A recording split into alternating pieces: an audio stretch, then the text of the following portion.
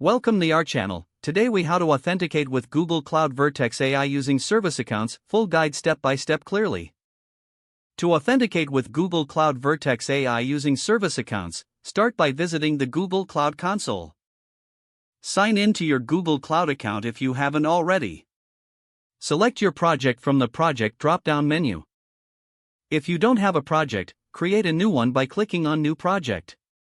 In the left-hand menu, navigate to I am an admin. From there, click on Service Accounts. Click on Create Service Account at the top of the page. Enter a name and description for your service account. Click Create to proceed. In the next step, grant this service account suitable permissions.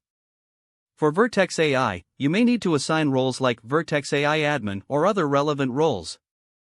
After assigning roles, click Continue. Now, click Done to finish creating the service account. Locate your new service account in the list and click on it. Select the Keys tab. Click on Add Key, then choose Create New Key. Select the JSON option as the key type. Click Create to download the JSON key file. Keep this file secure, as it contains sensitive information. Next, set up the Google Cloud SDK if you haven't done so already. Open your terminal or command prompt. Run the command to authenticate using your service account key. The command typically looks like this: cloud activate service account key file equals path _ to your JSON key file. Replace path _ to your JSON key file with the Once authenticated, set the project ID with this command: cloud config set project your project ID.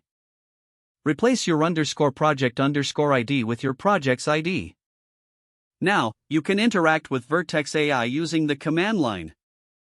To validate your authentication, run a simple Vertex AI command, such as listing datasets. You should see your datasets if everything is set up correctly. At this point, you're ready to start using Google Cloud Vertex AI with your service account authentication. You can now build and deploy machine learning models securely using this setup. Congratulations on completing the authentication process. If the page does not load, refresh the browser or try again in a private or incognito window. Don't forget to like this video and subscribe to our channel for more step-by-step tech guides.